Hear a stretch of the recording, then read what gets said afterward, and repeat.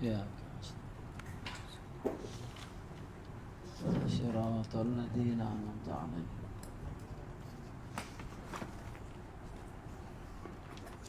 Bismillahirrahmanirrahim. Kita masih bab menjelaskan lafaz ilmu yang berubah. Lafal ilmu yang maknanya berubah, maknanya bergeser. Pertama, lafzul awal al-fiqhu, kedua al-ilmu, ketiga at-tauhid, lalu keempat tentang az-zikru wa tazkir. Az-zikru wa tazkir.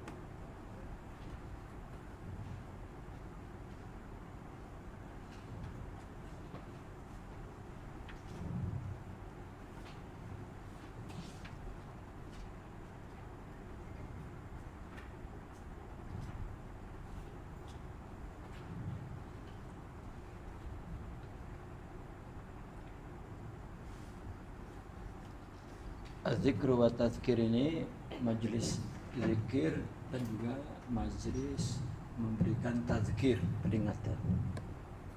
Namun peringatan artinya ceramah yang dimaksud memberikan tazkirah itu sudah berubah dengan permainan kata-kata. Seperti yang terus kita sudah baca.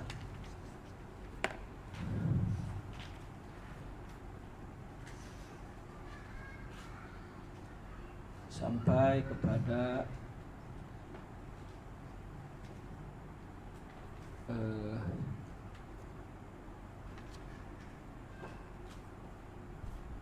ucapan para penceramah, para wa'az. Wa'az itu kan wa'iz, ya, para penasehat.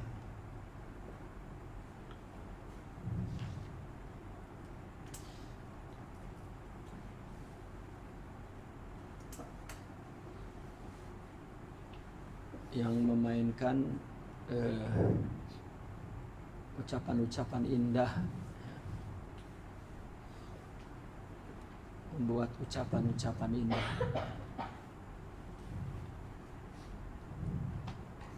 Sampai kepada wa amma syatah.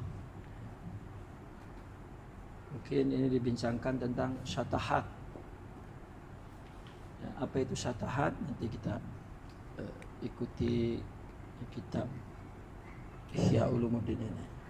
Fadhal. Bismillahirrahmanirrahim. Qala al-musannif rahimahullah ta'ala wa nafa'ana Allah bihi wa bi ulumihi wa bi ulumikum wa bi ulumi masyayikhina fid darain amin ya rabbal alamin. Wa amma ash-shathu fa na'ni bihi sinfaini min al-kalam ahdathahu ba'd as-sufiyyati. Ahaduhuma الدعاوى الطويلة العريضة في عشق مع الله تعالى والوصال المغني عن الأعمال الظاهرة حتى ينتهي قوم إلى دعوى الاتحاد وارتفاع الحجاب والمشاهدة برؤية والمشافهة بالخطاب. Nah, syatah yang dimaksud dengan syatah ana'ni bihi sinfain. Ada dua golongan. Ada dua golongan kalam syatah. Sinfaini minal kalam. Yang sebagian sufi telah ahdatsahu, telah mereka ciptakan. Yang diciptakan oleh sebagian orang-orang sufi. Ada dua jenis kalam syatah. Yang pertama adalah ad-da'awa at-tawilah al-'aridah. apa dakwah itu?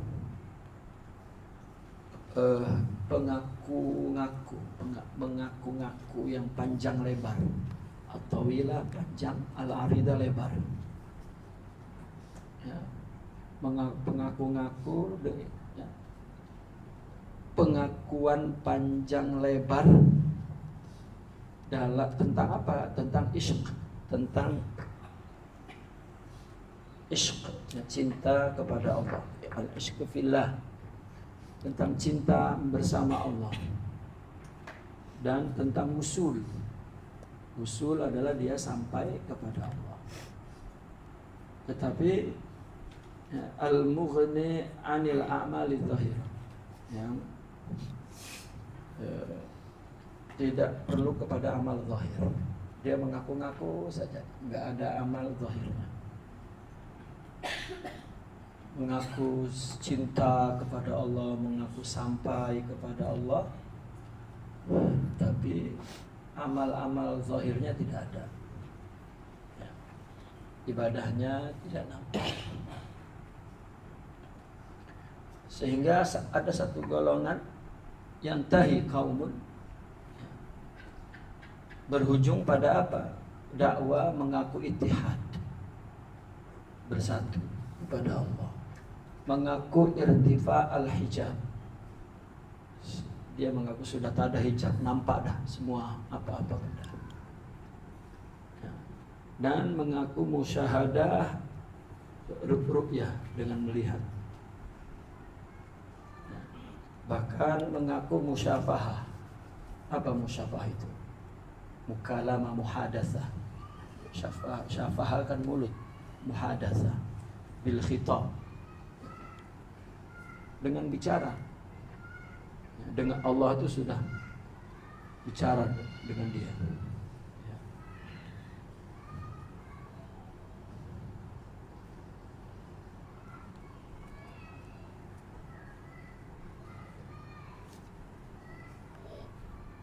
Naam. Fayaquluna qila lana kadza wa qulna kadza wa yatashabbahuna fihi bil Husain bin Mansur al-Hallaji alladhi suliba li ajli itlaqihi kalimatin min hadzal jinsi. Nah, mereka berkata bahwa telah berkata kepadaku ya sekian-sekian, dan kami pun berkata sekian-sekian. Artinya dia bicara kepada Allah, Allah cakap gini, aku cakap gini. Ya, mereka menyerupai dalam perkara ini dengan Sayyidina Husain ibn Mansur al-Hallaj. Dia mengaku bahwa dia orang yang semacam siapa? Al-Husain ibn Mansur al-Hallaj, yang disalib, alladzi suliba, yang disalib. Kenapa? Karena itlaqi, dia mengucapkan kalimat-kalimat ya, min hadal jinsi, dari jenis satah. Alladzi suliba li ajli itlaqihi kalimatin min hadal jinsi. Imam Hallaj ini tokoh sufi di abad keempat.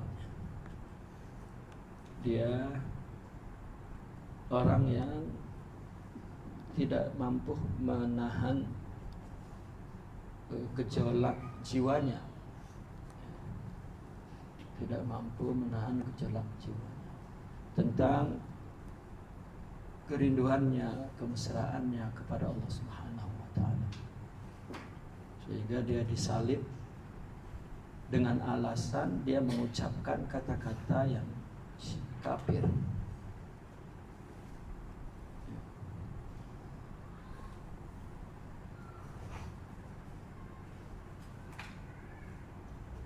Padahal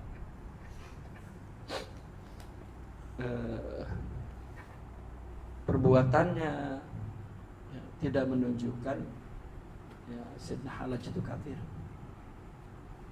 Ya, Sayyidina Hallaj bukan termasuk orang yang meninggalkan syariah, tidak. Bahkan dia dikenal apabila dia selepas sholat 5 waktu itu bersama imam, setelah salam dia mundur ke belakang, maka dia betulkan kembali sholat itu, karena ingin betul-betul sholat itu sempurna, sehingga dia melakukan sampai 5 kali setiap waktu. Sholat dengan imam, mundur ke belakang, dia sholat lagi, salam, dia merasa tak sempurna, dia sholat. Dan Hallaj adalah orang yang tidak pernah meninggalkan qiyamul lail dan menghatamkan Al-Quran dalam qiyamul lail. Jadi dalam amal perbuatannya tidak meninggalkan syariat. Nah, sedangkan yang kita bahas ini adalah orang yang mengaku panjang lebar tentang cinta kepada Allah dan sampai, tapi ternyata sepi daripada amal zahir. Tapi dia mengaku bersatu, tidak ada hijab lagi, dialog kepada Allah dan lain sebagainya, seolah-olah dia adalah al-imamul hallaj. Ya. Nah, wa yastashhiduna biqaulihi anal haq, dan mereka menjadikan syahid dengan ucapannya anal haq. Apa anal haq? Aku adalah Tuhan.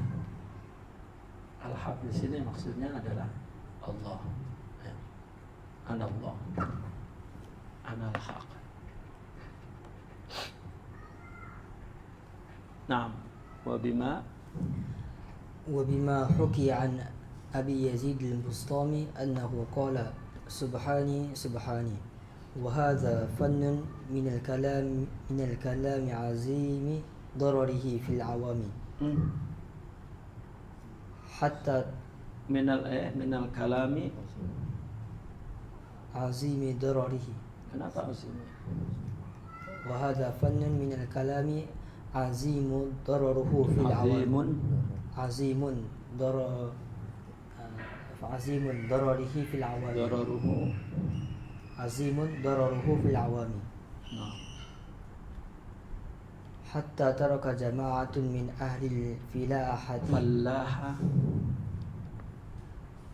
أهل الفلاحة فلاحتهم وأظهروا مثل هذه الدعاوى. Nah, dan mereka juga menyerupai apa yang diceritakan dari Abi Yazid al-Bistami, di mana Al-Imam Abi Yazid al-Bistami pernah mengatakan subhani subhani, ya, bahkan subhani ma'a'zamu sya'ni, katanya. Kan tasbih itu kan ya adalah subhanallah, maha suci Allah. Dan Imam Abi Yazid pernah mengatakan subhani subhani. Imam Abi Yazid ini termasuk imam salaf, karena dia lahir di akhir abad kedua, wafat di pertengahan abad ketiga, lebih dulu daripada Al-Imamil Junaidi. Imam Hallaj ya, selepas Imam Junaidi, karena Imam Hallaj adalah murid kepada Al-Imam Al-Junaid. Nah, maka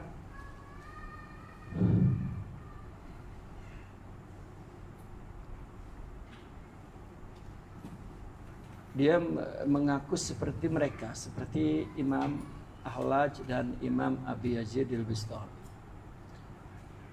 Ini adalah hanya merupakan apa ya? Wa hadza fannun minal kalam.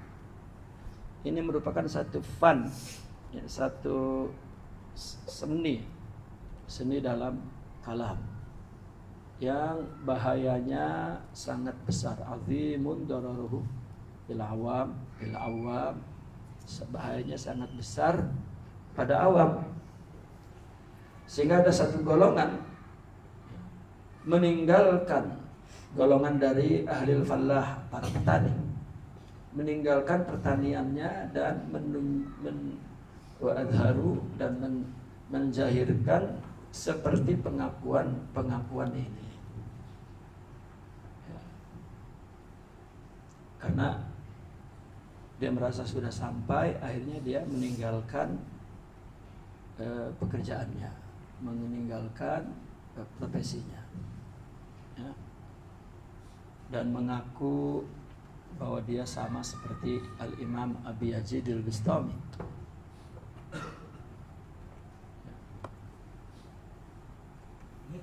Tasawuf di abad ini, ya, di abad-abad awal, abad pertama, abad kedua, abad ketiga, abad keempat, bahkan sampai abad kelima. Di dalam 5 abad itu ada 2 tokoh, ya, yang dipegang sanad tasawufnya oleh ahli sunnah wal jamaah sampai hari ini. Al-Imamu Al-Junaidi dan Al-Imam Al-Ghazali. Di zaman mereka ada 2 karakter tasawuf. Ada nazari, ada dzauqi. Nazari, mereka para sufi yang betul-betul bicara tentang ilmu-ilmu tasawuf. Dan ada satu golongan lagi yang bicara tentang dzauq, dia seperti Abi Yazid Al-Bistami, ya, terus Abdullah At-Tusturi misalnya, terus Hallaj, ya, Al-Hallaj, Imam Hallaj, dan tokoh-tokoh yang bicara hanya nazari banyak, ya, seperti Abu Talib Al-Maki, seperti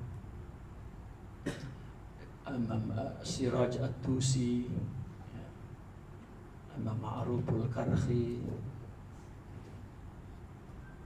Nah, Imam Junaidi ini seimbang, ya, dia bicara nazari dan ada bicara nazari dan ada bicara tentang dzauqi.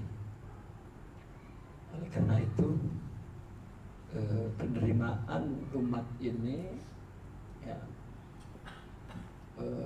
berabad-abad, ya, banyak, sehingga umat Islam sekarang menyandarkan tasawufnya kepada Al-Imam Al-Junaid.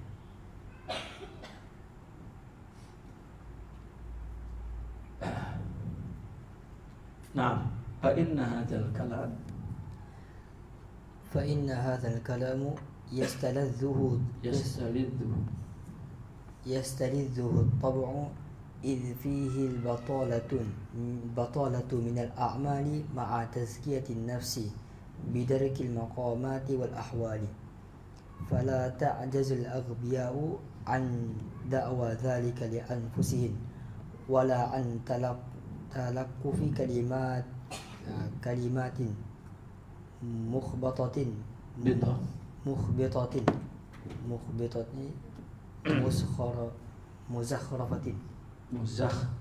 مزخرفة. Baik. Bahwa sesungguhnya kalam seperti ini, fa inna hadzal kalam, maka sesungguhnya kalam ini memang terasa lezat, ya. Memang terasa lezat oleh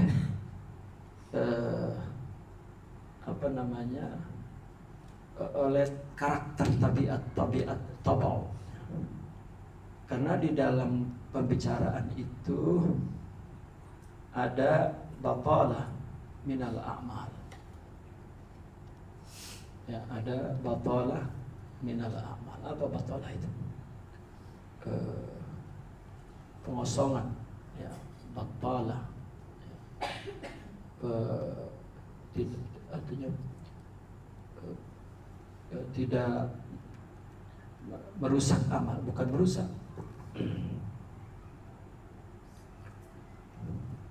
Ada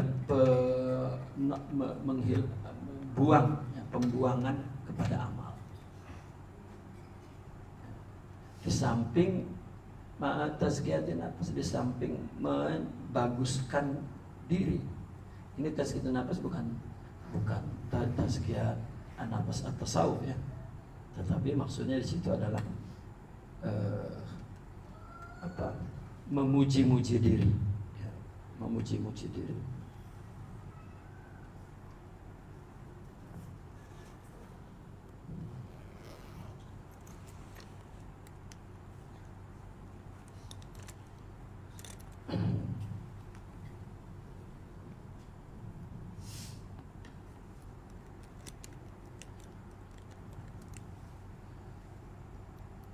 Bitalah ya, jangan batalah.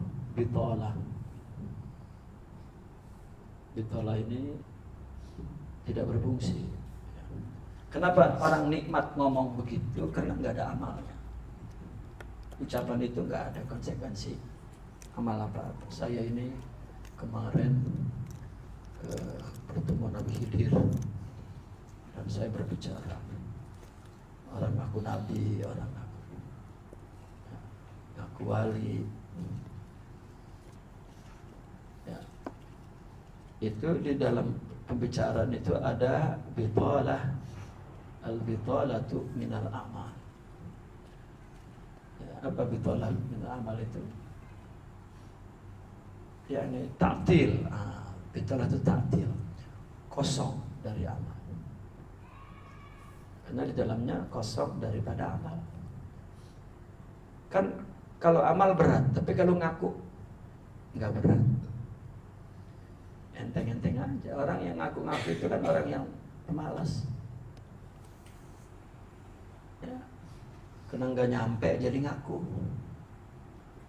Yang sampai tidak ngaku. Ya, karena sampai. Jadi orang yang sampai kepada Allah itu orang yang betul-betul ibadah karena Allah, untuk Allah, sehingga Allah bukakan hatinya bahwa semua ilmunya, amalnya, dan kekuatan rohaninya adalah Allah beri. Sampai ke situ, itu kan hakikat, sampai ke hakikat itu. Ya. Maka mereka menyebutnya fana.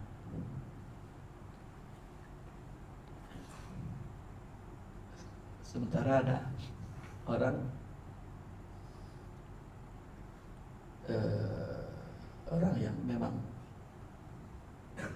ya tidak mengkaji istilah-istilah dalam ilmu. Di dalam tasawuf kan ada istilah fana. Lalu dia nyari, ada nggak di sunnah? Ya.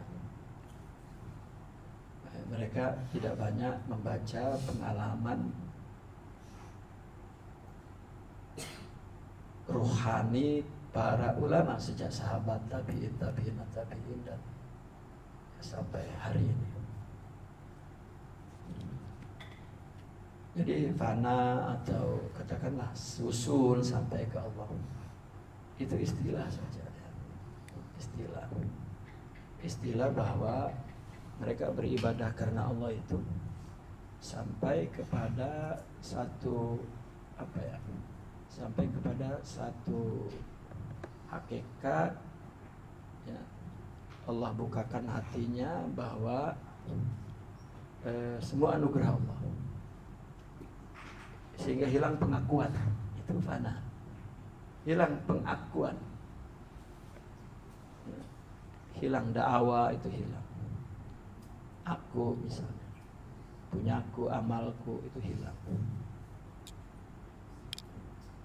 Jadi tidak ada tazkiyah, artinya memuji-muji diri, mensuci-sucikan diri, membagus-baguskan diri. Nah, maka ucapan-ucapan seperti di atas ya sangat bahaya kepada orang awam, membuat orang awam masuk tasawuf meninggalkan pekerjaan. Ya, karena orang dipandang mulia dengan mengaku-ngaku, ya, dan dia sekedar ngomong kan nggak ada amalnya. Maka kalam itu yastalidzuhu at-taba'u fihi al-bitalatu minal a'mal ma'a tazkiyatin nafs. Ya, di samping itu dia ya, memuji dirinya, maaf salah. Ini tazkiyah nafs betulnya, bukan memuji diri, maaf. Kenapa? Karena minal a'mal bitolah minal a'mal ma'atas kesenapes bidarkil maqamati wal akhlaq. Ya. Karena al-bitolah itu kosong, ta'til daripada amal, ya, serta tazkiyatun nafs, ya, dengan mendapatkan maqamat dan al-ahwal. Maka seorang agbiya, ya, tidak fala ta'jizu, maka seorang agbiya tidak mampu untuk mengaku-ngaku itu untuk dirinya, dan tidak juga mampu para agbiya itu talaquf kalimat mukhbitah, membuat kata-kata yang mukhbitah itu tidak ada, yang rendah, yang tidak ada artinya, muzakhrafah yang penuh dengan hiasan-hiasan.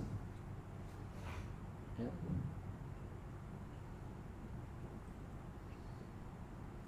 Talaquf itu mengambil, ya, talaquf itu mengambil. Tidak mampu mengambil kata-kata yang mukhbitah dan muzakhrafah. Mukhbitah itu yang khabat, yang jatuh, hilang maknanya. Muzakhrafah itu penuh hiasan. Nah, ومهما أنكر عليهم ذلك لم يعجزوا عن أن يقولوا هذا إنكار مصدره العلم والجدل والعلم حجاب. Ketika diingkari ke atas mereka, maka mereka tidak mampu untuk mengatakan, kecuali mengatakan apa? Ini ingkar, sebuah ingkar yang sumbernya adalah ilmu dan jidal. Ilmu itu hijab, wal jidal amalun nafsi, dan jidal itu adalah amal perbuatan, amal nafsu syahwat. Nah, وهذا الحديث لا يلوح لا يلوح إلا من الباطن بمكاشفة نور الحق. Nah, sedangkan ucapan-ucapan ini, ya, yang satah-satah tadi, la yaluhu yani la yadhhar, ya. La yaluhu la yadhharu, hanya muncul dari batin dengan sebab mukasyafah, tersingkap nuril haq, cahaya Allah. Ya. Itu alasannya mereka. فهذا ومثله مما قد استطار في البلاد شرره وعزم في العوام ضرره حتى من نطق بشيء منه فقتله أفضل من في دين الله من إحياء عشرة. Nah, ucapan ini dan yang serupanya, ya, termasuk yang syararnya, kejahatannya istatara, ya, artinya tersebar di negara, di sebuah negeri, dan wa azuma fil awami dararuhu, dan bahayanya memang sangat besar pada orang awam, ya, ucapan-ucapan seperti ini, sehingga orang yang mengucapkan bisyai'in minhu, sedikit saja dari kalam ini, ya, maka faqatluhu afdalu fi dinillahi min ihya'i ashrah. Nah, maka membunuhnya lebih afdal, ya, di dalam agama Allah daripada menghidupkan 10 orang. Artinya ucapan ini memang mudah diikuti, karena nggak ada amalnya. Maka orang yang da'awa tawilah wal aridah, tapi tidak ada buktinya, sedangkan mukasyafah itu semua dari amal, tetapi bukan dari amal, maksudnya jangan salah paham. Begini, mereka mendengar cerita para wali. Para wali itu kan banyak berzikir, kan? Sehingga mereka ma'rifat usul. Jadi akhirnya orang ada fokus ke zikir untuk ma'rifat, ya. Tetapi tidak menghiraukan amalnya betul atau tidak dalam sehari-hari. Ya. Hubungannya kepada Allah, hubungannya kepada manusia, melanggar syariat tidak. Bukan sekedar itu. Karena Allah atau tidak.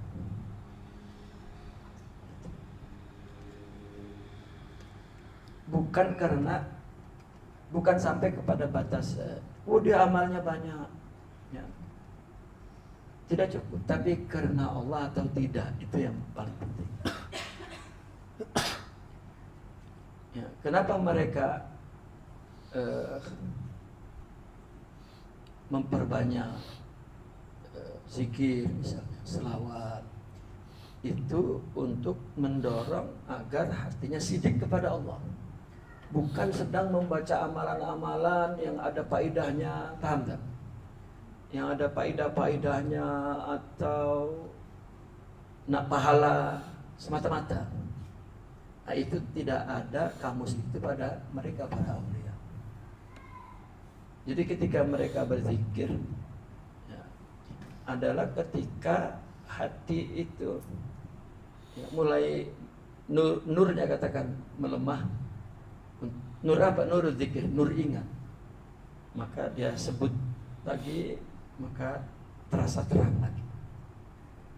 Nah, dengan ada nur zikir itu yang membuat hati mereka selalu iqbal, menghadap, dan sidik tawajuhnya, mengarahnya kepada Allah lurus betul. Itu. Nah, karena melihat para wali dalam cerita dia banyak berzikir, dia tidak tahu bahwa zikir yang diucapkan oleh mereka adalah nur zikir itu, sehingga tak terlewatkan satu saat pun, ya, melainkan ingat itu kan mengisi seluruh ruang saat, ya, dalam hidup. Itu ingat. Bukan jam 7 ingat, jam 8 tak ingat, jam 12 baru ingat. Itu bukan ingat, itu mikir.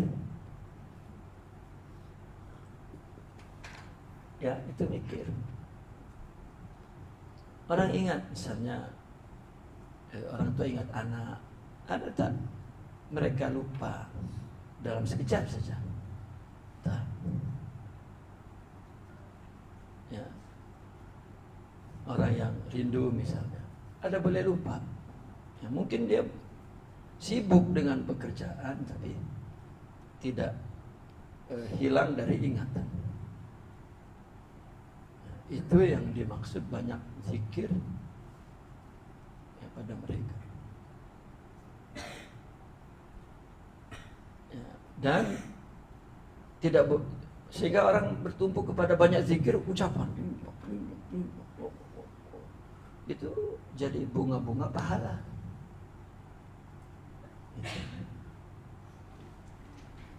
Dan tidak menjadi apa? Menjadi sesuatu yang Allah buat dia ma'rifat usul. Tidak. Ya, bukan orang fokus kepada banyak, seolah-olah dia mempunyai banyak ibadah yang boleh diceritakan, boleh dibicarakan.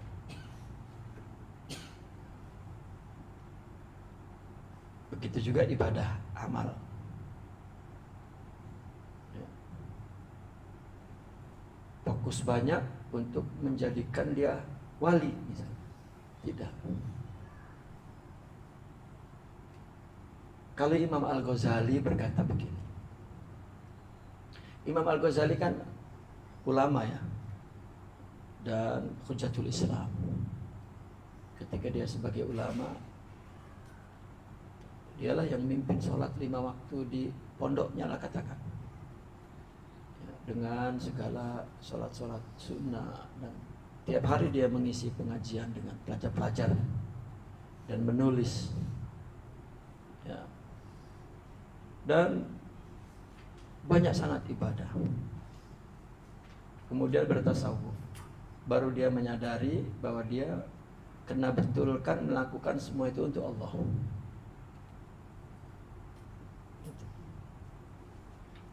Lalu dia mengaku bahwa yang memberi manfaat ke hatiku ini bukan semua amal ibadahku, bukan semua kitab yang aku tulis, bukan semua ilmu yang aku miliki, bukan semua sumbangan kebaikan aku kepada umat Islam, bukan. Tapi hanya karena aku memberi minum seekor lalat karena Allah. Itu memberikan satu sampel bahwa sekecil itu, jika karena Allah, besar sangat. Besar sangat. Nah, maka untuk belajar kita melakukan sesuatu kebaikan ibadah untuk Allah, jangan pernah kamu sebut amal baik yang sudah kamu lakukan di depan orang yang kamu berbuat baik kepadanya. Itu rendah sangat di mata Allah.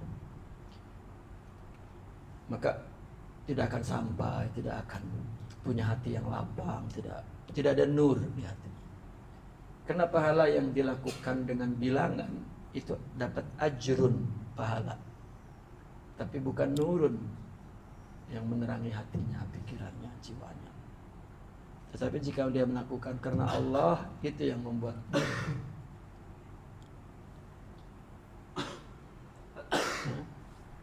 yang membuat ada nur, itu adalah itu.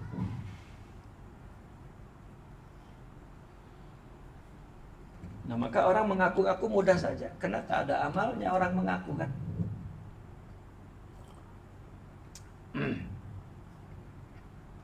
Nah, maka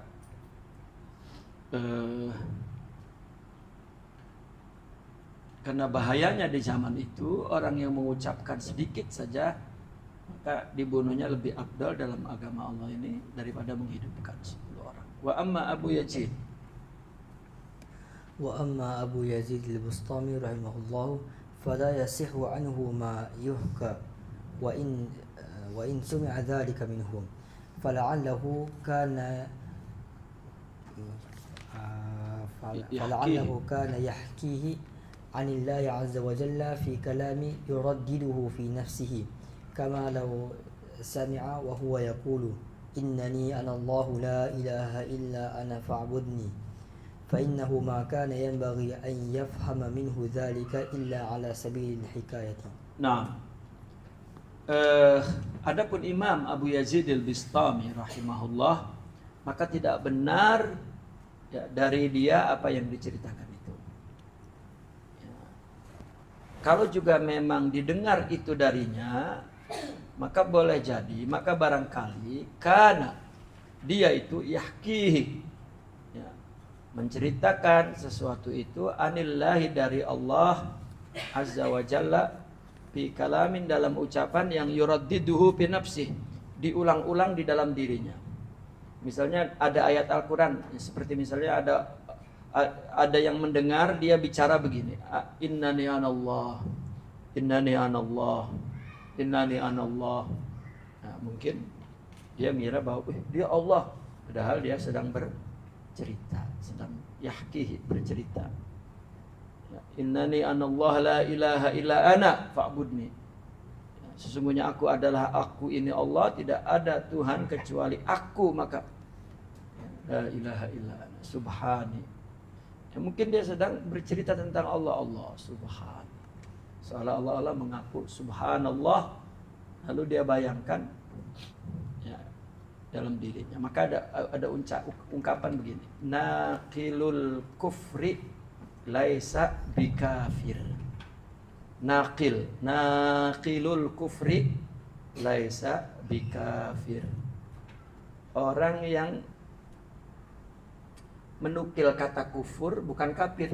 Misalnya orang main pelakonan film, kan, saya iblis, dia bukan iblis, dia naqilu, ya, dia sedang apa nakil itu, menukil, artinya ya menukil.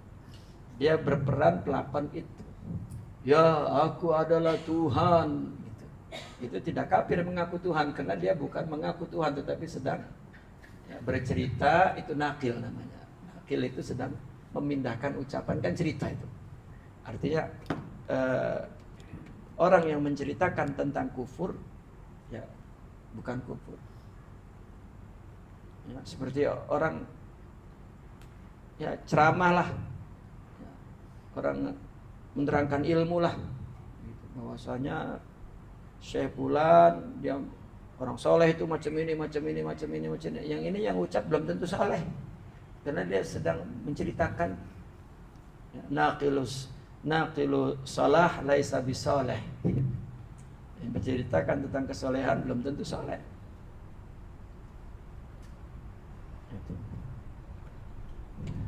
Ini Imam Al-Ghazali ingin memperhalus ya secara logik gitu tentang syatahat ini.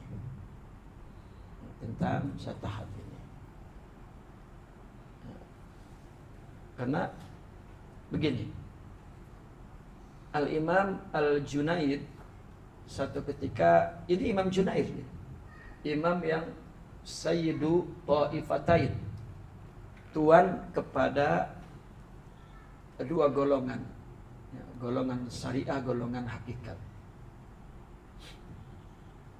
yang menjaga betul antara zahir dan batin, syariat dan hakikat, menjaga keseimbangan.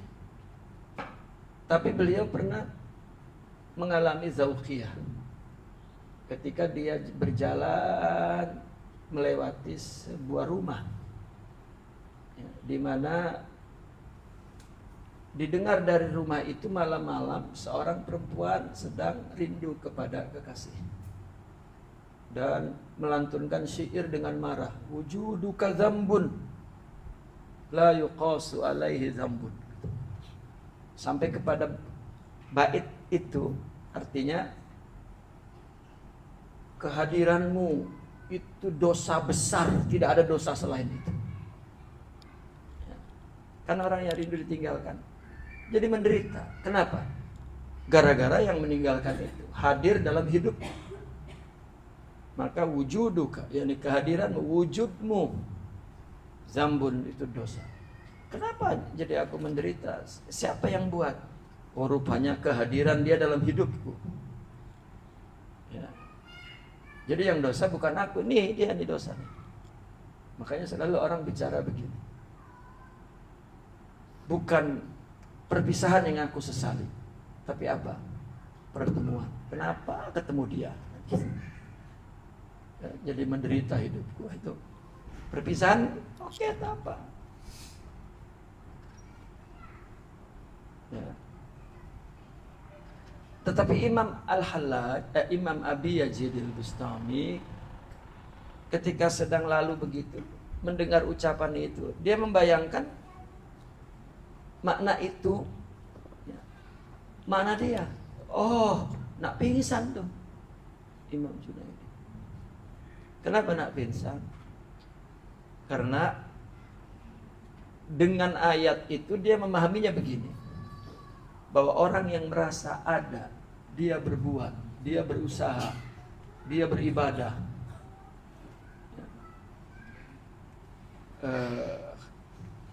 lupa dengan yang memberikan hidayah, ya, itulah dosa. Gitu. Maka mereka para aulia yang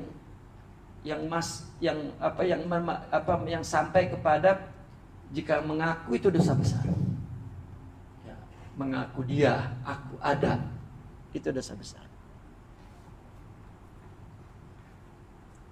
Makanya orang sufi membahas babul wujud itu panjang dan lebar.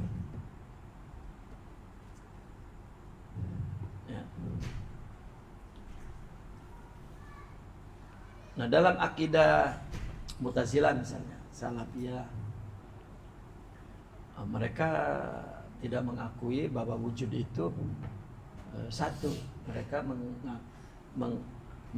meyakini wujud itu berbilang ramai, banyak.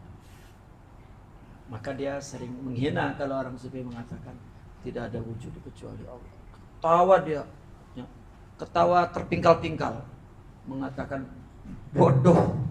Ya, orang sufi sedang menghayal, kata tak ada wujud, semuanya ini Allah. Sudah, dia tak buka otak lagi, tak buka, dia tutup dengan paham itu. Sepatutnya mereka yang menyadari ya bahwa sudah stop gitu. Jangan coba memahami ucapan-ucapan dan menilai ucapan-ucapan yang akidahnya meyakini bahwa wujud itu tunggal.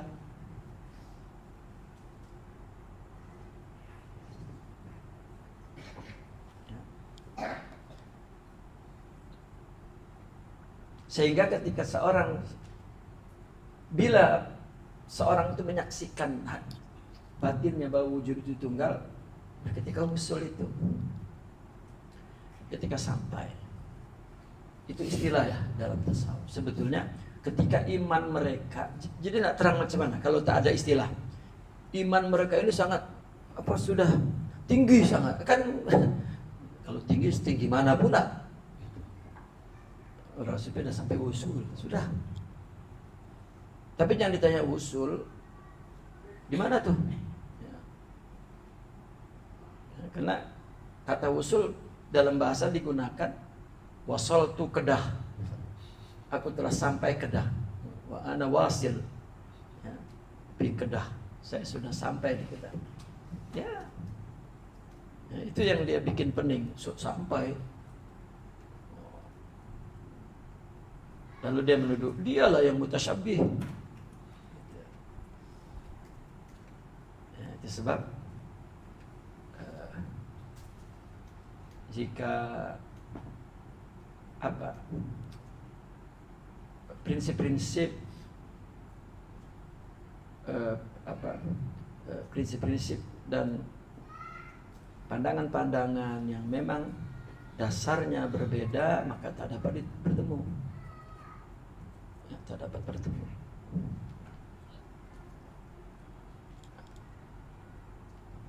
Dan Imam Al-Ghazali dalam perkara ini mengatakan bahwa tidak sah kalau Imam Abi Yazid ngaku bahwa dia Allah, itu maksudnya.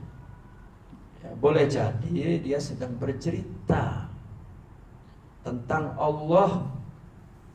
Ya, ceritanya diucapkan bi kalamin yuraddiduhu bin nafsi. Dia ulang-ulang sendiri. Dia ulang-ulang dalam dirinya. Innani anallah, anallah, anallah. Lalu dia menceritakan subhani. Itu usul. Sampai karena di saat itu dia menyaksikan bahwa ternyata yang ada itu Allah saja. Dia menyaksikan bahwa aku ada, Allah ciptakan. Lalu aku punya sifat-sifat baik, Allah beri. Aku beribadah, Allah beri hidayah. Dan Allah yang membukakan, menkasabkan. Anal haq. Ya. Itu. Nah, fa innahuma kana yang bagi an yufham min dzalika ila ala sabil hikayah. Sepatutnya dipahami, tidaklah sepatutnya dipahami dari ucapan tadi itu, melainkan dengan jalan hikayat, cerita.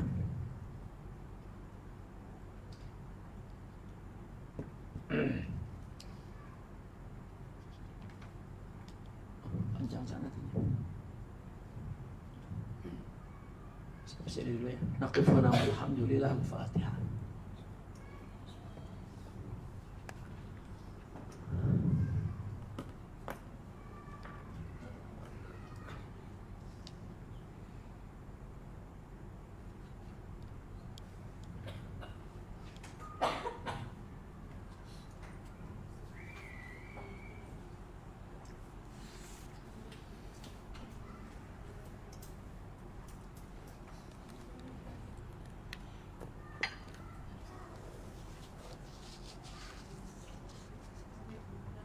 Para mengaku ini biasanya mereka yang tidak berguru. Itu sebab para mursyidin sudah memberitahu bahwa hukuman atau sanksi Amin, mau nanti kena jepit kaki, jepit tangan, jangan tutup, biar dulu, biar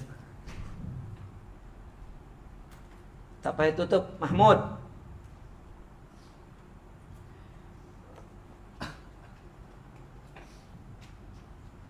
Karena begini, orang apa hukumannya orang yang tidak berguru, mengaku.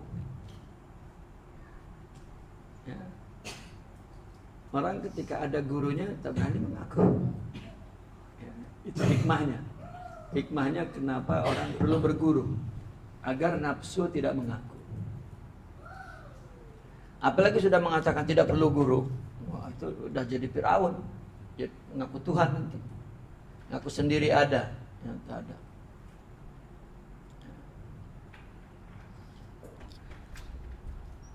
Maka kisah-kisah mereka dalam hal kerohanian. Nah, maka kita heran hari ini. Orang bertanya apakah bertasawuf perlu guru? Alamak. Itu pertanyaan, persoalan yang menggelikan. Tahu menggelikan. Nah, itu terulang-ulang dari generasi ke generasi. Saya belum pernah tidak mendapatkan pertanyaan itu, persoalan itu di setiap daurah, di seluruh Nusantara ini. Dan pertanyaan itu sering timbul kepada orang ahli ilmu. Dia merasa sudah banyak amal, sudah punya ilmunya, ya, tetapi tidak sidik bahwa untuk beramal karena Allah itu susah.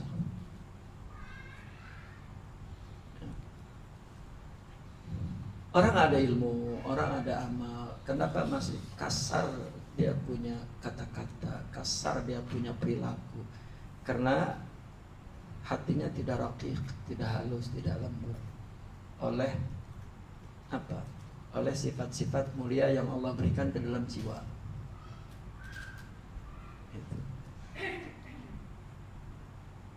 Dan itu tak boleh dibuat-buat. Tak boleh dibuat-buat. Karena orang dakwah itu takallub, ya, tasannu. Dan tasannu, takallub itu tahap, letih. Letih dan dia akan banyak jatuh. Nah, maka salah satu sebab mereka mengaku-ngaku dalam bab tasawuf ini itu sebetulnya hukuman dari Allah karena dia tidak berguru. Dia tidak berguru.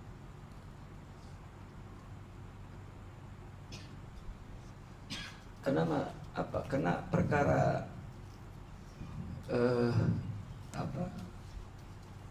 ruhiyah ini ya, perkara yang bersifat maknawi ya. Apa bersifat maknawi ini tak ada bendanya. Orang berani tak? Saya penghafal Quran, dia tak hafal. Berani tak? Tak berani. Karena penghafal Al-Quran itu benda zahir yang boleh. Orang minta buktinya mana? Saya hafizul ahadith, boleh mengaku. Saya hafaz alfiyah 1000 bait, boleh mengaku. Mengaku pun malu-malu tuh. Saya sudah pandai baca kitab, berani mengaku. Nanti disuruh baca, salah pula. Tetapi saya waliullah, ramai tak? Karena tak ada bukti fisik lagi. Akhirnya, oh kamu pernah paham, itulah. Ya, yastashhidunnya itu menjadikan dalil-dalilnya itu. Kamu tak paham, masih awam lagi. Itu ulama zahir, ulama kulit tak paham. Kenapa sempat mengatakan tak paham? Pahamkanlah. Ya, kalau memang dia paham, terangkan.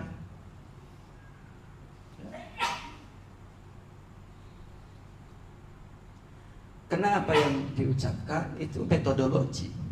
Ada metodologi.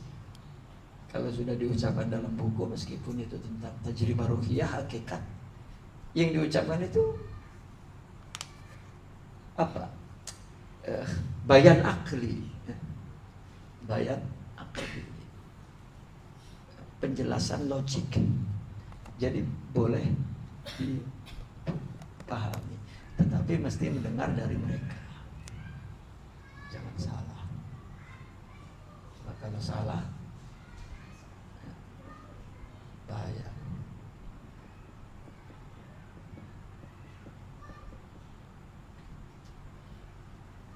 Ada persoalan? Ada tentang yang faqatluhu afdal. Itu kan apa yang menunjukkan untuk apa? Faqatluhu afdal, untuk membunuh da'i. Faqatluhu. Ya. Itu kan untuk menunjukkan apa kebolehan untuk membunuh para da'awi. Itu Ya, maksudnya orang yang mengaku-ngaku seperti ini karena ucapannya melanggar syariat. Saya Allah, nah, itu bunuh aja udah. Hatta Imam Halaj sendiri bukan jenis pengaku-ngaku, tak ada yang dapat membela ketika orang yang membenci Imam Al-Halaj. Begini, Imam Halaj itu dibunuh bukan karena ucapannya sebetulnya. Memang alasannya ucapan. Ketika kerajaan nak bunuh itu kan mesti ada dalil apa bunuhnya. Ucapannya itulah yang dijadikan dalil. Dijadikan dalil kufur. Mereka tidak berani menjadikan dalil perbuatannya. Makanya Imam Al-Ghazali ini di sini menulis beliau bahwa untuk mengatakan orang itu Islam, ya, Muslim, itu ada enam macam ucapan, perbuatan, hati. Ya. Nah, yang hati ini tak dapat dinilai. Itu mereka serahkan, kita serahkan kepada Allah di akhirat. Untuk di dunia hanya dua kita menilai dia ini Muslim atau kafir. Apa?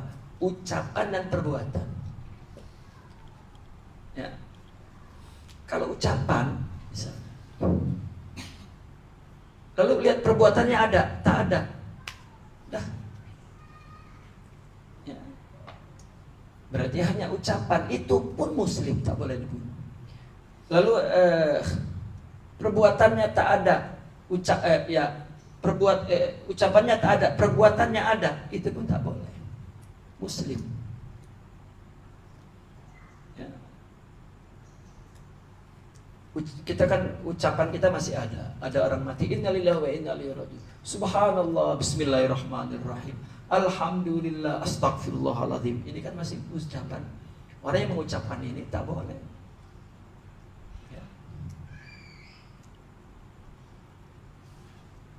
Meskipun tidak ibadah, tidak, ya, tapi dia sudah dihukumkan Muslim. Atau dia tak ada ucap, tak mengaku asyhadu alla ilaha illallah, ini kan ucapan juga. Tak mengaku itu, tapi dia sholat, puasa, Muslim.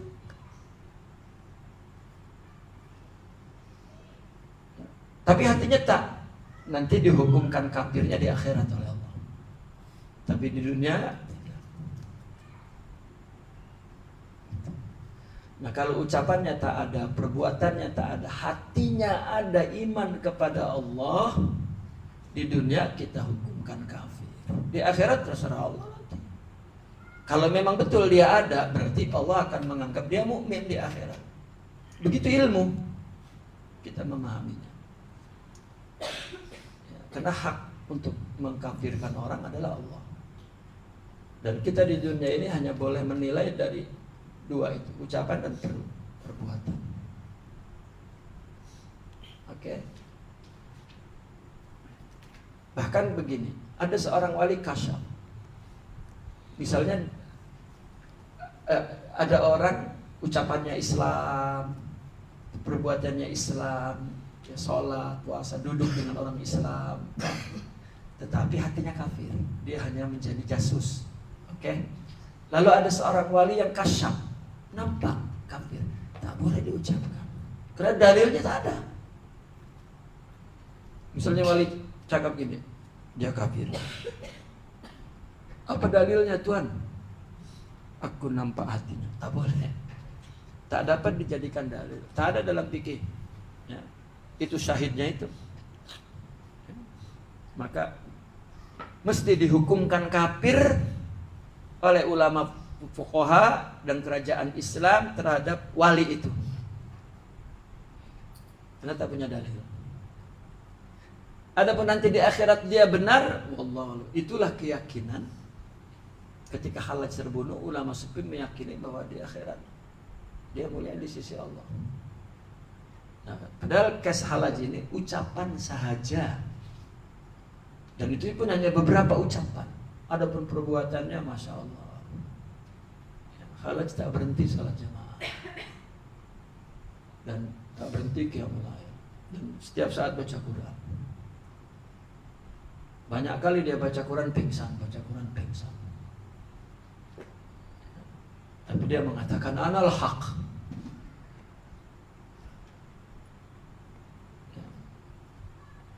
Nah, kenapa Hallaj dibunuh? Karena di zaman itu, di zaman Abbasiyah, Daulah Abbasiyah ini ketakutan dengan Ahlul Bait. Nah, Hallaj ini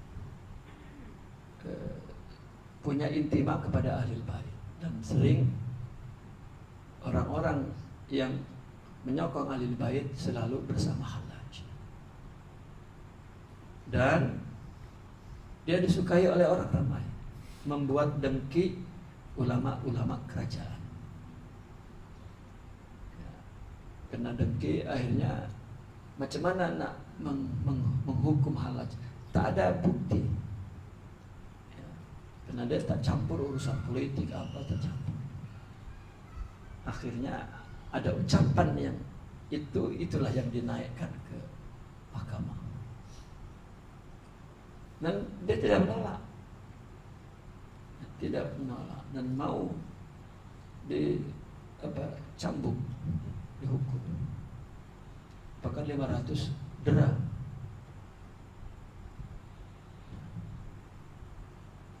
Dan dia tidak merasakan sakit.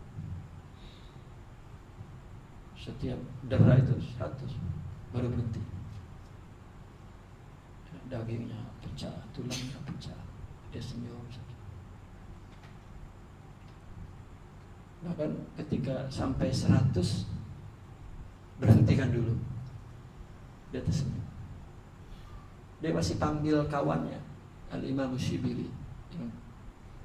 Karena yang Syibili tak sanggup tengok di depan, jadi dia jauh di belakang. Bila 100 kali, matanya tercari-cari. Lalu terjumpa Imam Syibili. Dia titipkan untuk mendekat. Dia datang. Ingatkah engkau wahai Syibili, aku pernah bercerita padamu bahwa kekasihku marah, cemburu. Dia sekarang sedang marah kepadaku dan menyiksaku. Apa? Hallaj suatu ketika berjalan, tiba-tiba jumpa perempuan cantik. Ya. Lalu dua orang muda, kan masih muda-muda itu, Imam Syibili, Imam Hallaj itu umur 20 gitu. Ya, tapi mereka seorang alim, ya, soleh, wali.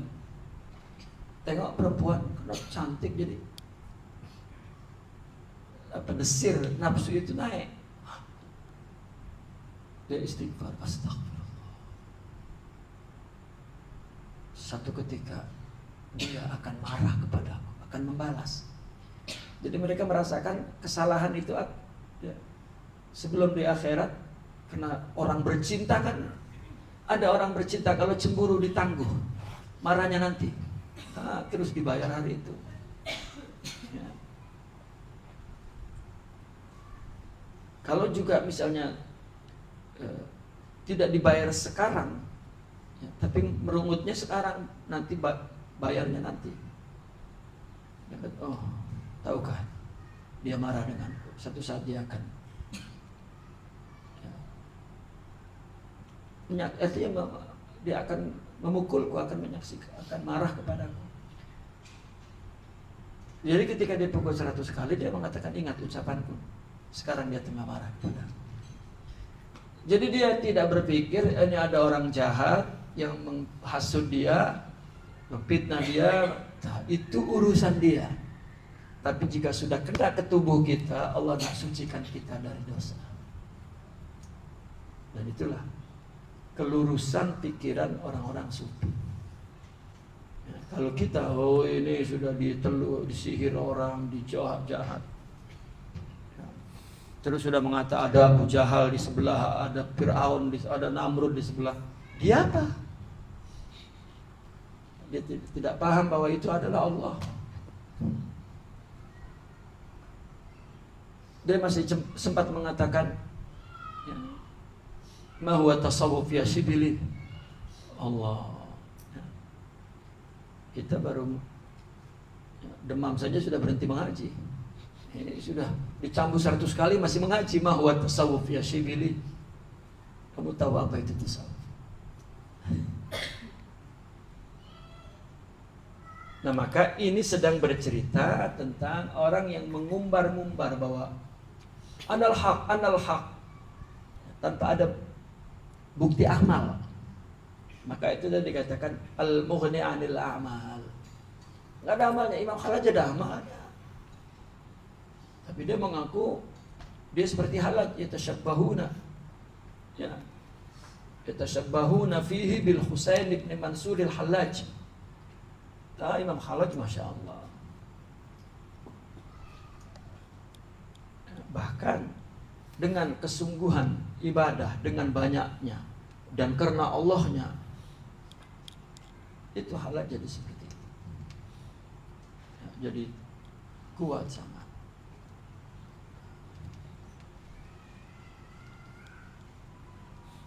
Nah, maka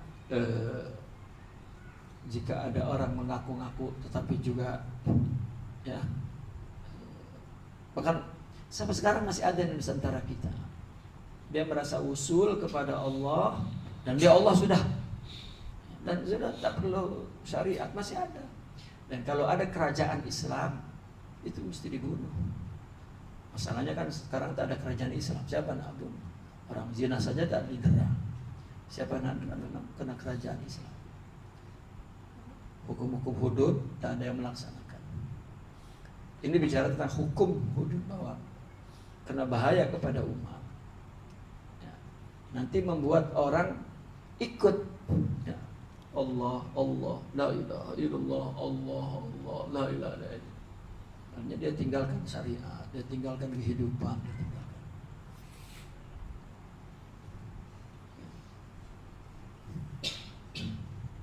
Itulah orang sufi saking coba, di mana mereka menuduh bahwa tasawuf itu ba'idun anil amali wal hayah. Tak ada. Justru dia ingin melakukan kehidupan ini karena untuk Allah, enak sangat.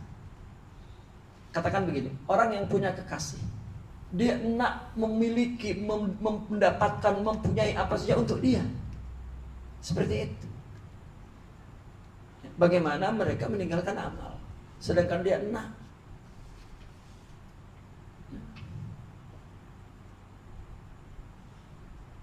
Apa?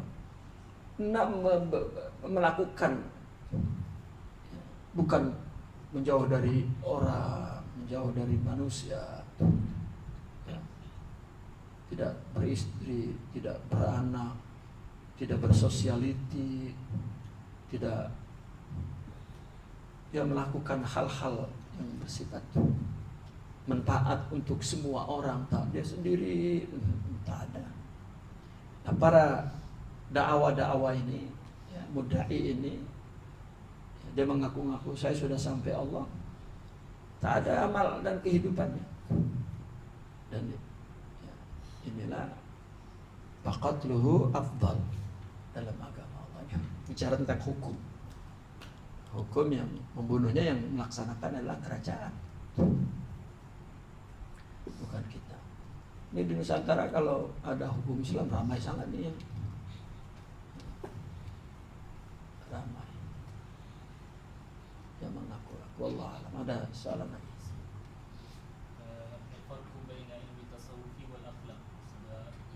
Kebanyakan orang awam kalau ditanya banyak yang tahu akhlak. Nah, sebetulnya tasawuf dengan akhlak itu identik. Tasawuf dengan akhlak itu adalah identik. Bahkan dikatakan at-tasawuf kulluhu akhlak.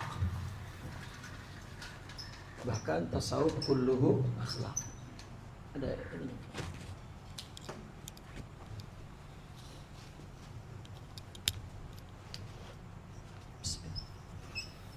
At-tasawuf kulluhu akhlak.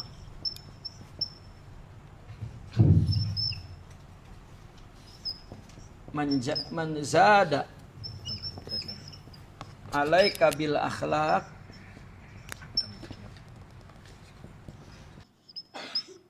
zada alaika bit tasawuf. Semua tasawuf adalah akhlak. Siapa yang melebihi ya akhlaknya, maka dia melebihi tasawufnya. Jadi bukan berarti orang apabila nak tunjuk tasawuf, ya pegang tasbih misalnya kan, ya, terus bukan. Tapi ya, begitu urusan, setan, iblis, ya, ini tak ada akhlak. Bukan. Ya, artinya orang bertasawuf, apa yang ditunjukkan? Akhlak. Apa yang dia dapatkan natijahnya, yaitu akhlak. Ya. Nah, orang bertanya, kenapa tak namakan ilmu akhlak, tidak makan ilmu tasawuf? Itu persoalannya. Ya. Karena kalimat akhlak ini para mufassirun, ya, para ahli falasifah sudah memonopoli bahwa akhlak adalah af'al, perbuatan.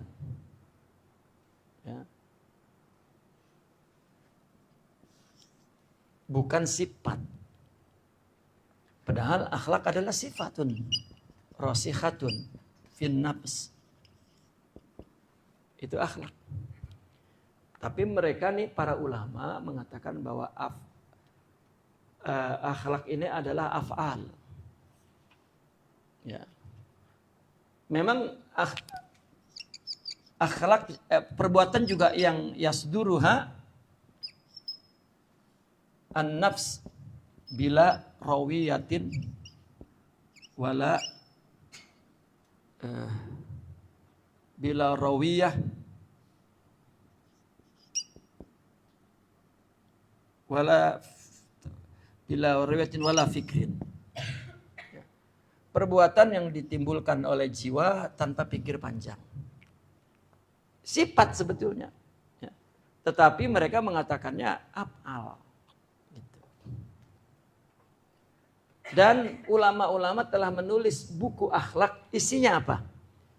Menyebutkan sifat-sifat. Lalu dalilnya, Quran hadis, lalu definisinya, tidak ditulis dalamnya bagaimana caranya, Ada yang berkata begini, akhlak dengan tasawuf itu bedanya begini. Tasawuf akhlak itu adalah buku yang menjelaskan tentang alat dan fungsinya. Misalnya pisau untuk apa, kapak untuk apa, martil untuk apa, drill untuk apa, itu saja. nama-nama dan kemudian untuk apa alatnya.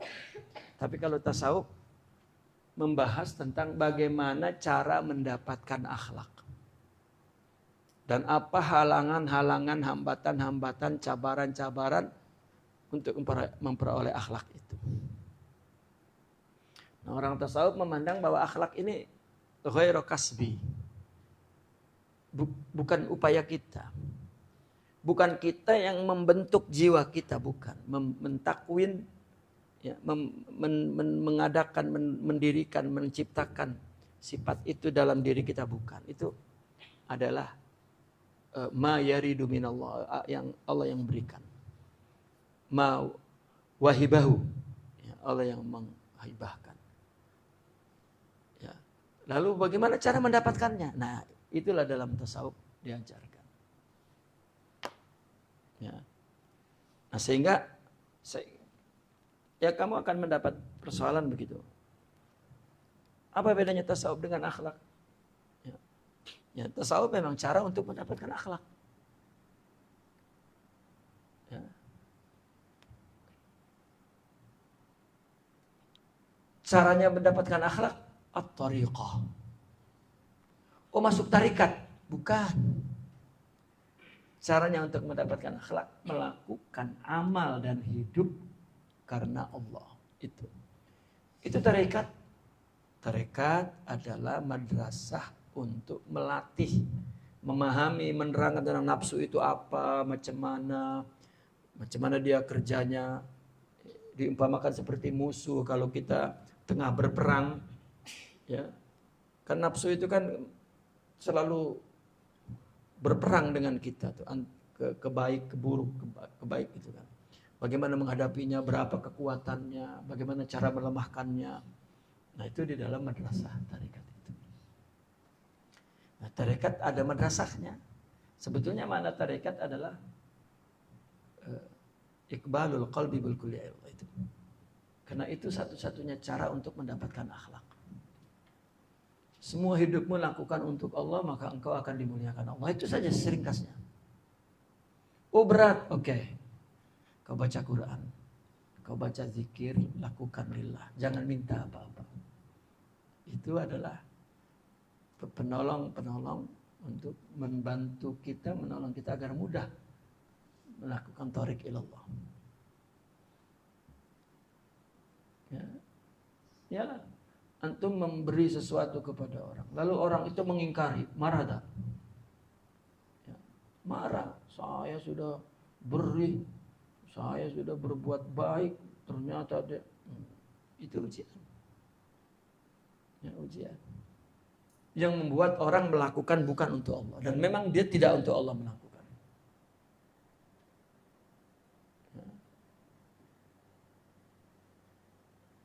Kisah ini bukan kisah orang muslim. Hatta ahli-ahli orang-orang soleh di zaman Bani Israel juga sama.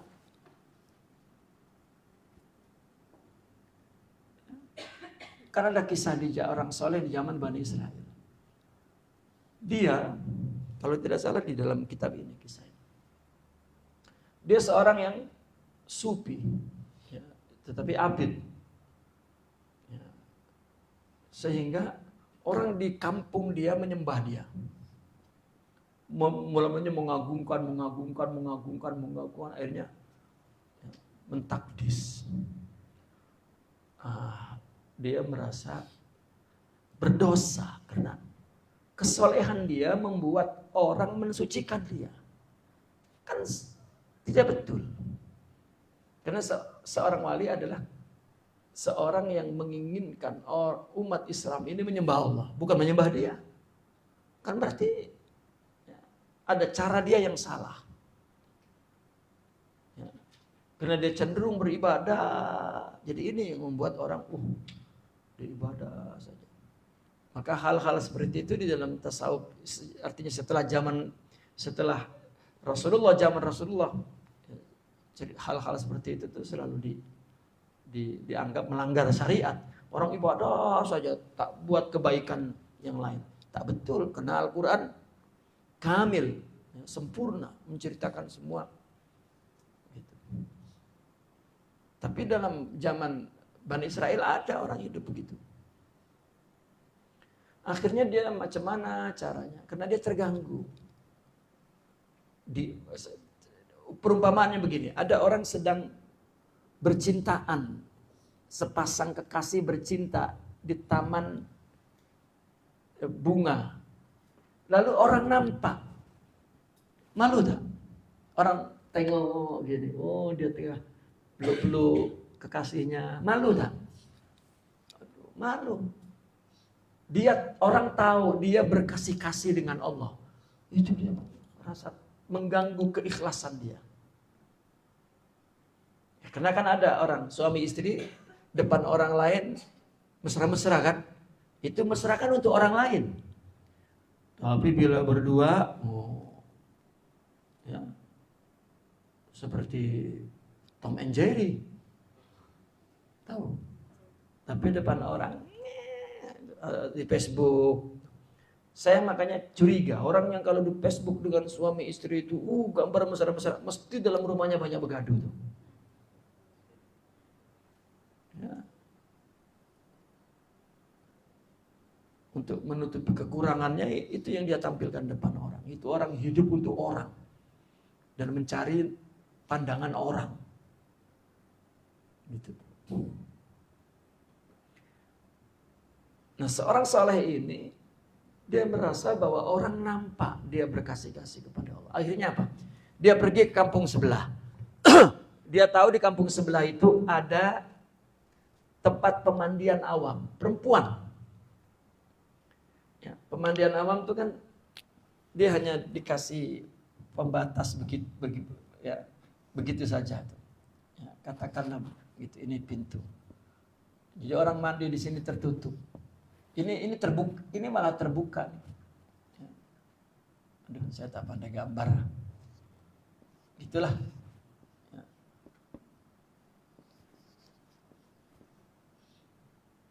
Jadi orang mandi dia letak pakaiannya di atas itu, tertutup 4 gitu. Jadi, nah ini seorang wali ini datang, nunggu orang mandi itu tinggal seorang. Begitu tinggal seorang diambil pakaiannya. Dia tutup mukanya macam ninja. Dia ambil, teriak perempuan itu kan.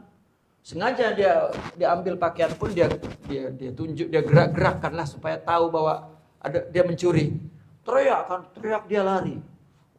Kejar semua orang. Dia lari masuk ke kampung yang ada orang soleh itu. Kemudian lari masuk ke rumah orang soleh itu. Orang gembira, sudah selesai. Karena masuk ke orang soleh mesti dihukum. Rupanya begitu orang tuh masuk ke rumah orang soleh, dia buka penutup mukanya dan pakaian perempuan itu masih di tangannya. Terkejut. Oh, ternyata dia ini ya fajir, kadzib, pendusta, dia ini mesum, dia ini bersubhah, dia ini fasik, dia ini ya, di depan orang soleh ternyata dia habis dilempari batu, diludahi. Ya. Dia menangis sambil ketawa, gembira. Apa dia bilang? Ya Rabb, sekarang hanya aku dan engkau. Tak ada orang tahu. Itu orang sedang membetulkan hatinya agar untuk Allah. Sampai dia buat begitu. Itu zaman dulu, zaman sekarang. Ya, apa perkembangan akal manusia ya, jahat lebih licik, baik juga ya lebih baik gitu. Ya. Sekarang orang buat kecurangan dengan komputer kan tak pernah itu mungkin 2000 tahun yang lalu ada kecerdasan, kebijakan, teknologi untuk menipu orang kan tak ada. Dan begitu juga orang-orang yang cerdas dalam kebaikan mampu menggunakan alat apapun untuk mendapatkan kebaikan. Gitu. Artinya orang tidak melakukan seprimitif itu dulu. Ya. Sehingga kita menamakan tukang azan Bilal gitu. Padahal Bilal nama orang, yang tukang azan jadi Bilal. Jadi dulu contoh fisik materialis itu ada. Ya, sekarang tak. Ya. Artinya begini, ibadah itu kita menghadapi dua. Pertama al-huzuz an-nubsaniyah. Ini. Kedua al-luhuz al-insaniyah. Apa? Keinginan nafsu dan perhatian orang. Ini yang menghalangi kita untuk melakukan ibadah untuk Allah. Dan ini yang dibincangkan dalam tasawuf. Ya, dalam tarikat. Untuk mendapatkan akhlak. Ya, untuk mendapatkan akhlak ini, dia mesti menghadapkan hati secara total kepada Allah. Atau membetulkan tawajuh hati, sirkut tawajuh. Tawajuhul qalbi ilallah. Gitu. Dan ini hambatannya.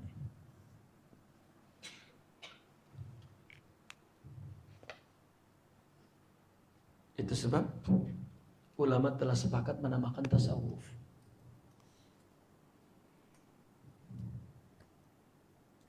Kalau akhlak telah dimonopoli ulama hanya sebuah subjek tentang ya, penyebutan nama-nama akhlak dan dalil-dalilnya. Sudah, definisinya dalilnya.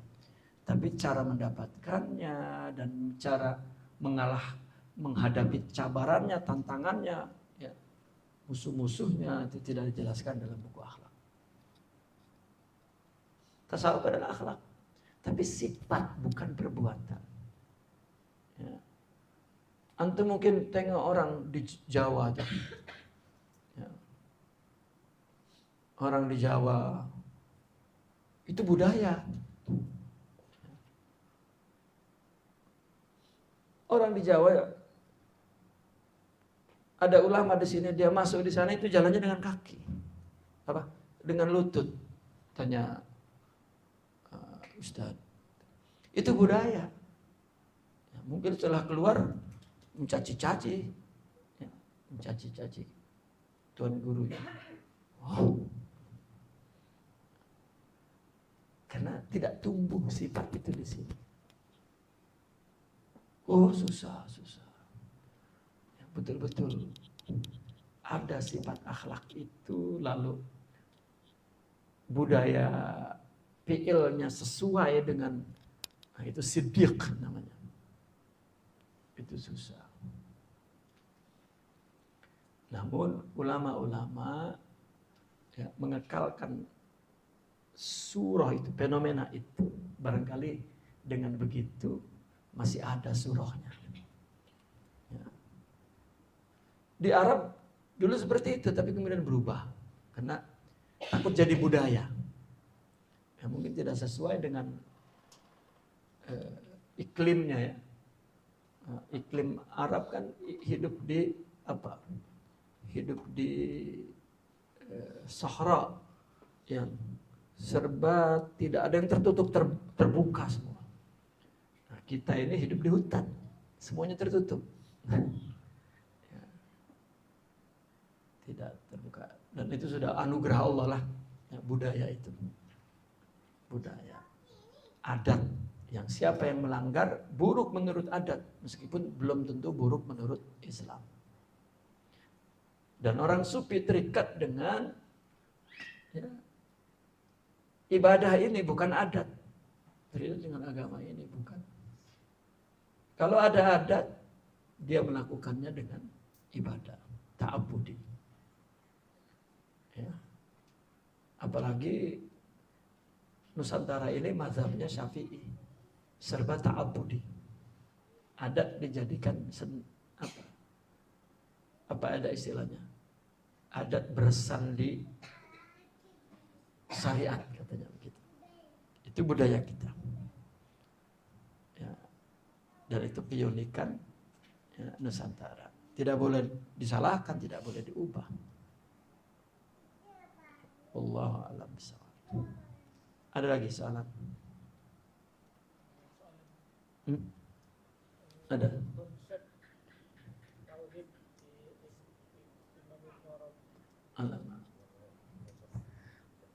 Konsep tauhid Imam Ibnu Arabi, konsep sufi. Semua sama, hanya istilah yang berbeda. Ya, bahwa orang sufi bicara tentang tauhid bukan sebatas burhan dan dalil. Ya. Tetapi tauhidnya sudah sampai ke dalam jiwa. Mentauhidkan Allah. Menyaksikan bahwa Allah itu wahid. Itu tauhid. Itu makanya sampai kepada apa? Sampai kepada melihat bahwa wujud Allah tunggal, itu tauhid. Nah, orang yang masih berpusing-pusing di nas, ya akhirnya dia tidak akan sampai kepada tauhid itu. Ya. Dan Imam Ibnu Arabi tidak membuat tauhid apa-apa tauhid. Memang Imam Ibnu Arabi membuat tauhid wujudi. Ya, karena dia melihat bahwa seorang yang mengetahui dalil, ya, burhan dan dalil tentang Allah berdasarkan Al-Quran dan hadis, dia akan melakukan syariat. Karena dia tahu Allah ada, Allah maha mengetahui, Allah ya, mensyariatkan, Allah melarang, Allah. Ya, itu kan tauhid namanya. Allah percaya kepada kita, percaya kepada, kan tauhid. Ya, dia baca dalil-dalilnya itu Allah ada, sifat-sifat semua bla bla bla bla, maka membuat dia menundukkan ya, iradah dia kepada iradah Allah untuk beramal. Nah, Imam Ibnu Arabi mengatakan, oh dengan istilah dia, oh itu tauhid iradi. Ya, tauhidnya adalah kan menunggalkan Allah, menunggalkan iradahnya kepada iradah Allah. Ya. Tapi setelah itu orang mesti melakukan ikhlas. Karena Allah, karena ilah. Artinya dia syuhud ilahi. Oh, orang yang, dan ini tidak boleh mudah dilakukan kecuali dia mesti membersihkan dirinya melawan hawa nafsu, dan itu yang dilakukan oleh orang sufi. Tauhid bukan hanya ideologi, bukan hanya, coba orang mengatakan semua Tuhan Allah berfirman, segala yang ini dari Allah, tapi bila ada keributan begaduh, malah dia cakap jangan bawa-bawa Allah, kamu yang kurang ajar kenapa bawa-bawa Allah pula. Lah, kemana dalil? Misalnya ada hadis, man lam yaskurin nas falam yaskurillah. Orang macam itu tak boleh disyukuri. Itu orang mungkin berilmu cakap gitu. Itu artinya tauhid nafs, tauhid burhan, tauhid ilmu. Itu yang dimaksud. Jadi tauhid mesti dari hati. Karena memang Imam Al-Ghazali menerangkan bahwa manusia yang hakiki adalah hati itu. Disitulah tauhid. Tempatnya iman, tempatnya cinta kepada Allah itu di hati. Oh, rupanya nafsulah hambatannya, halangannya. Maka dilawan nafsu. Untuk apa? Agar melakukan ibadah itu dia saksikan Allah saja. Maka tauhid syuhudi dia namakan itu. Mungkin yang lain namanya lain. Maka ilmu hakikat ini, kalau hanya dia tahu satu buku, jangan dijadikan itu seperti Al-Quran. Dan itulah istilah hakikat tasawuf, hanya itu. Dan tidak boleh yang lain. Ini kacau. Namun Imam Ibnu Arabi melihat, ini bukan Imam Ibnu Arabi, ini hanya menamakan. Mungkin ulama-ulama sufi lain ada mengatakan am, ada khas, ada khawasul khas misalnya. Ya. Yang kedua ini khas. Nah, Imam Ibnu Arabi melihat, kalau dia ibadah, mesti dia saksikan untuk Allah. Berarti ibadah ini banyak interaksinya ke orang. Iya toh? Ya.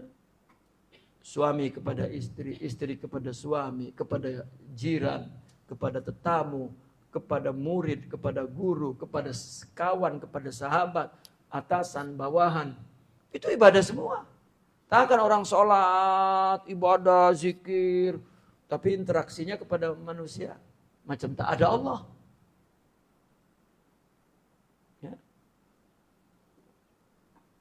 Takabur. Maka dia bilang, oh, wujud pun tunggal. Jadi interaksi kepada manusia apapun pada hakikatnya Allah. Bahkan kata Imam Ibn Arabi, ini lebih penting daripada tauhid syuhudi.